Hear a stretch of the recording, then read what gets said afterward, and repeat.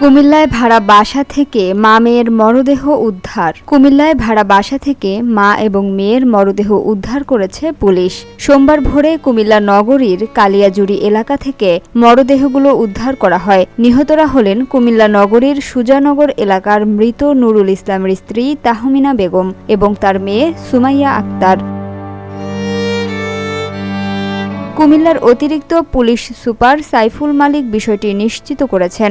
স্থানীয়দের বরাত দিয়ে পুলিশ জানায়, নিহতরা নগরীর সুজানগর এলাকার হলেও গত ৫-৬ বছর ধরে কালিয়াজুড়ি এলাকায় একটি ভাড়া বাসায় বসবাস করে আসছেন। নিহত তাহমিনার 2 ছেলে 1 মেয়ে। তাদের মধ্যে বড় ছেলে কুমিল্লা ইপিজেডে চাকরি করেন, ছোট ছেলে আইন বিষয়ে পড়াশোনা করছেন। তাহমিনা মেয়ে সুমাইয়া আক্তার কুমিল্লা বিশ্ববিদ্যালয়ে পড়াশোনা করতেন।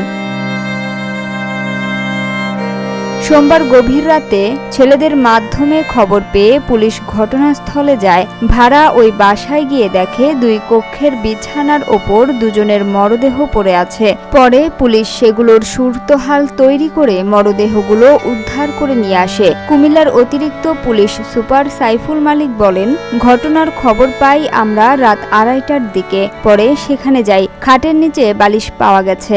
ধারণা করা হচ্ছে শ্বাসরোধ করে তাদের হত্যা করা হয়েছে।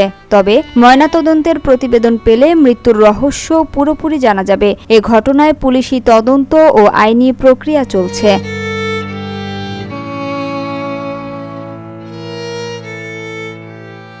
Samia Sultana, GBC television.